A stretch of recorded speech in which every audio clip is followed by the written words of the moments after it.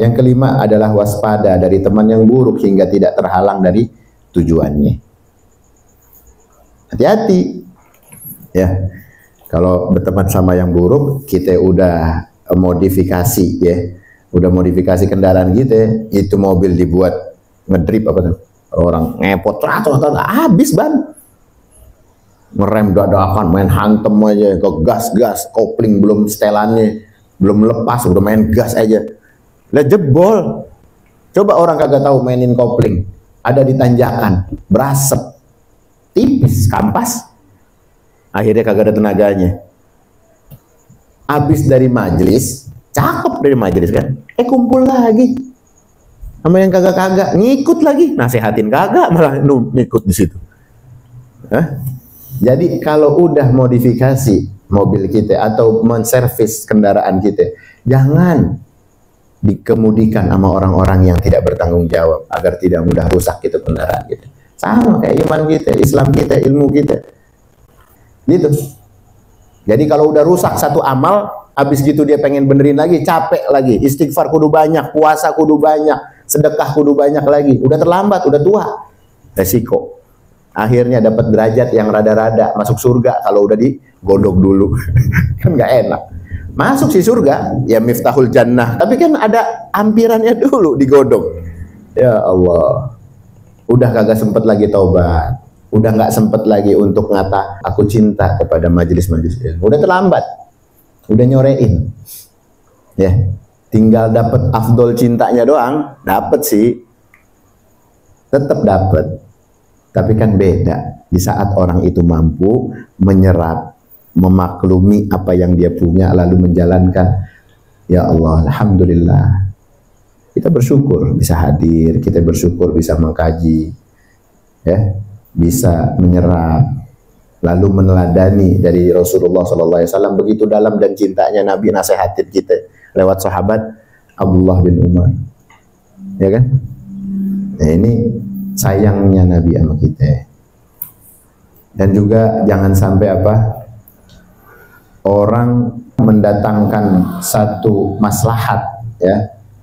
Maslahat yang besar lalu menyesalinya. Jangan sampai kita nyesal. Kalau emang itu datang maslahat baik, jangan kita sesali. Nih, agar supaya kita bisa menggunakan tujuan-tujuan maslahat itu untuk akhirat. Jangan nyeselin. Kalau emang udah kita berbuat baik, nyesel gua nasihatin dia, jangan. Masalah hidayah mah tetap punya Allah. Kebaikan yang ente udah kasih nggak bakal ketuker. Aneh nih ya, Al-Fakir udah bilang begini, nasihatin nih antum yang ada di sini. Tahu-tahu antum bubar lah kena ya napah gitu. Terus hilang dah kira-kira manfaat yang pernah aneh sampaikan, nggak hilang. Terus habis gitu aneh pakai ngomong dah, nyesel gua jadinya. Nah di sini beliau ingin mengingatkan dari risalahnya, jangan sesali kebaikan yang telah kau perbuat. Gak ada, jangan sesalin. Enak jadinya. Orang kalau baik sama orang, nggak usah diseselin. Adapun itu orang jelek, lah hidayahnya Allah yang dia tampal sampai situ doang. Yang dia tampung, ya, yang dia ambil cuma segitu doang. Dan tidak membatalkan kebaikan dan niat kita yang tulus untuk dia karena Allah. Enggak batalin enggak. Ente baik sama bini balisan enggak baik gitu. Tetap aja ente jadi hamba Allah yang terpilih. Ente datang ke sini, ya, terus ada kesan yang nggak baik, terus ente seselin, nyesel juga gue datang, gue dipandang jelek aja masih, begitu, gue masih dipandang preman aja, padahal gue udah pakai kopiah mulu, anak maju kan pakai kopiah mulu, lo gue masih dianggap begajulan aja, terus ente seselin gitu, kan enggak, jangan diseselin sama kebaikan, jangan disesali, ya, syukuri ketika kita dikasih oleh Allah kedekatan manfaat. Bersyukur alhamdulillah. Harusnya begitu. Orang kalau menganggap tidak malah bagus, malah cakep. Kenapa? Kita tidak terlihat atas pandangan manusia, makhluk. Nggak usah kita sesali kalau emang udah manusia melihat pandangan hanya kita sama Allah yang tahu. Ngapain kita sesali? Kita udah berguru, udah datang sama guru kita, udah datang sama ustadz, sama teman-teman baik kita tanya nasihatnya ada. Habis itu kita sesalin. Orang mandang gimana? Emang ente hidup sama pandangan orang? Kan enggak. Kita mati gimana sama Allah. Kita mati dipandang sama Rasulullah, bukan sama orang. Gua nggak pengen kelihatan alim banget nggak begitu juga. Tunjukkan kita punya proses untuk akhirat kita supaya jadi bangga Nabi sama kita. Makanya ada salah satu riwayat yang mengatakan ketika pandangan Allah bisa terpancar dari seorang hamba, maka Allah begitu membanggakan dia. Apa? Pancaran seseorang kalau mengingatkan pancaran itu atas Allah, akan Allah, kepada Allah, maka ini manusia jadi pilihan orang terbaik. Kan begitu. Coba ngelihat orang majlis, pakai kopiah, pakai gamis, pakai koko datang. Orang itu ngelihat, pasti dia ngelihat Allah. Banyaknya ya, banyaknya. Umumnya kan begitu, umumnya. Lihat orang pakai kopiah, pakai sorban. Ya Allah. Belum dengar orangnya, belum dengar omongannya, belum datang majelisnya. Hati udah ngerasa tenang, udah kayak keingetan. Padahal baru pandangannya. Apalagi sampai kenal orangnya. Apalagi sampai akrab sama orangnya. Kalau kita duduk sama dia ngingetin Allah mulu. Kalau kita ngobrol, bergaul sama dia, kok seringan banyak akhirat mulu yang diomongin. Itu pilihan namanya. Allah senang dan dibanggakan oleh Allah Subhanahu wa ta'ala. Lah terus kita udah dikabarin begini, mau milih mana coba? Gitu. Makanya orang pakai sorban itu sampai dikatakan sunnah, ya. Pakai sorban itu sampai dibilang sunnah. Itu supaya apa? Pakai kopiah putih, pakai atribut-atribut Islami sampai dikatakan berpahala. Itu kenapa? Karena mancing nafsu dia itu tertunduk oleh pandangan. Makanya kita kecewa kalau ada orang berkopiah, tapi apa? Pakai baju oranye. Kita kecewa banget itu. Kalau ngeliat di TV sekarang, coba lihat. Kenapa giliran yang koruptor, giliran yang pemerkosa, giliran yang maling, kok pakai ditampilin pakai kopiah? Sering nggak? Kan sering kita lihat. Ingin apa? Mendiskreditkan Islam secara tidak langsung. Kalau udah tahu maling, udah tahu pemerkosa, udah tahu penjahat, jangan kasih atribut-atribut agama. Biar ditunjukkan beginilah sifatnya begajulan. Kan kudunya begitu hukum kita. Tapi enggak. Kenapa pakai ditempelin apa? Simbol-simbol Islam. Karena ingin mendatangkan apa? Rasa benci sama nilai-nilai Islam ini. Siapa yang punya risalah itu? Siapa yang punya misi itu? Ya wallahu a'lam. Kita tahu sendiri. Walan tardo angkal yahudu walan nasar hatta tattabi'a millatuhum. Yahudi sama Nasrani nggak bakal bisa terima sampai kita ngikut cara dia. Al-Quran ngasih tahu, Allah udah ngabarin ya. Jadi ini himbauan buat kita, kalau ada hal-hal yang sifatnya itu untuk dijaga-jaga. Kalau kita pengen banggakan diri kita atas Allah, alhamdulillah, bangga ya Allah, aku dipilih menjadi umatmu, hambamu, aku dipilih jadi umat Nabi. Bangga rasanya. Banggain kita atas pilihan Allah. Itu kudunya. Bukan atas amal kita. Kita bangga sama Allah atas hidayah. Nah itu cakep. Tapi bangga sama amal, lah belum berapa. Hati-hati. Kita bersyukur bisa pakai pakaian Islami, bisa nunjukin, ya. Habis gitu kita ngerasa pahala kita itu mengalir untuk orang-orang yang memandang atribut Islami kita. Kan mengalir tuh. Kita aliri lagi untuk orang-orang di sekeliling kita. Ya Allah, ampuni mereka ya Allah. Nah itu namanya pakaian yang sudah masuk ke dalam hati. Jadi kita nggak pakai pakaian pun hati kita udah tersematkan oleh pakaian itu. Misal lagi keluar pakai pet, pakai kaos, pakai apa? Karena emang dasarnya udah sering kita pakai atribut Islami, sering ngaji, kita sering balut nih badan ruh kita, nggak ketuker. Biar kata pakai pet, biar kata nukang, ya kan orang kalau lagi nukang belepotan tuh. Tapi nggak ninggalin karena kita biasa berkecimpung dengan hal-hal yang mengingatkan kita sama atribut Islami itu sendiri. Kita pengen itu tersemat di dalam hati, bukan cuma apa? Bukan cuma rupa, bukan cuma tampang. Kita pengen adanya kita di dunia ini ngingetin terus sama Allah. Kalau orang melihat kita karena Allah, ingat Allah, masa kitanya sendiri lupa sama Allah? Gitu tuh maksudnya.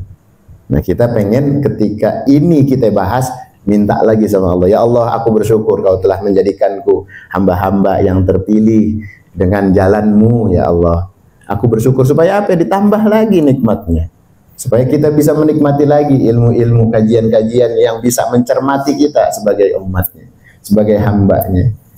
Jadi jangan kita sesali ya, jangan kita merasa terpuruk dengan kondisi kita. Ya, kita juga diminta oleh beliau untuk menjaga bagaimana waktu untuk kita persiapkan sebelum datangnya kematian, untuk segera bertaubat. Jangan nunda-nunda kalau taubat. Setiap hari kalau kita bisa nih, setiap hari sholat sunnah 2 rakaat, sholat taubat. Sholat hajat kita begitu banyak ya. Kalau bangun malam ya sholat tahajud. Ada sholat-sholat yang emang nggak perlu di malam hari, tapi ada yang bisa dilakukan yang pagi hari. Lakukan ketika waktu itu boleh untuk dilakukan. Sholat hajat kita, sholat taubat kita, sholat kodok kita yang udah lama kita tinggalin, jalanin. Apalagi ini hari yang masih diliputi oleh kemuliaan yang kita bahas kemarin. Ya, 10 hari Dzulhijjah ini istimewa. Ya, hari yang memang dipersiapkan untuk terbaik di alam semesta. Ini hari-hari 10 ini luar biasa. Kalau aja Lailatul Qadar 1000 hari manfaatnya, tapi keistimewaan hari ini semesta alam pun ikut mengistimewakannya. Ya, ini momen-momen di mana penggemblengan dari baginda Nabi Ibrahim alaihissalam ya diuji berat, yang diabadikan dalam tahiyatnya kita di dalam sholat. Ujian-ujian berat itu ada di bulan, dan Nabi sendiri Rasulullah SAW pun menjalani syariat dari Allah Subhanahu Wa Taala di hari-hari mulia ini. Dikabari sama kita, makanya kita jangan sampai sia-siain sholat-sholat sunnah yang dilakonin ini hari. Ya, ada riwayat yang mengatakan sebagaimana sholat sunnah dilakukan di hari-hari ini adalah sama seperti sholat pahalanya Lailatul Qadar. Disamakan seperti apa? Ya, kita aja memburu kan Lailatul Qadar. Di sini kok disamain. Sayang-sayang kalau kita nggak pakai momen-momen kayak gini. Sedekah kita, amal soleh kita. Ya, kita ngingetin lagi nih supaya lebih refresh lagi, supaya lebih kita ngingetin untuk betul-betul semangat berbuat baik di bulan, di hari. Nanti kalau hari-hari ini udah berlalu, itu memori akan kebaikan di bulan ini ke bawah. Habis gitu gini, Ustaz, kalau kita baik di layan hari ini gimana? Kan gitu. Ya pahalanya biasa, tapi kalau terniang dengan madrasah yang ada di hari ini, maka akan tetap dilipat gandakan oleh Allah Subhanahu Wa Taala. Tapi kalau kita tidak menghargai momen-momen yang memang Allah jadikan mulia, maka hari-hari berikutnya akan terasa berat, akan terasa satu, pahala itu terasanya nggak banyak. Tapi kalau kita hargai ini bulan, ini hari yang mulia nih, ya, itu ketika keluar kita akan terasa nikmatnya masih terus kayak yang ngikut terus. Lalu apa yang kita dapat? Inna dhanni abdi bi, kata Allah.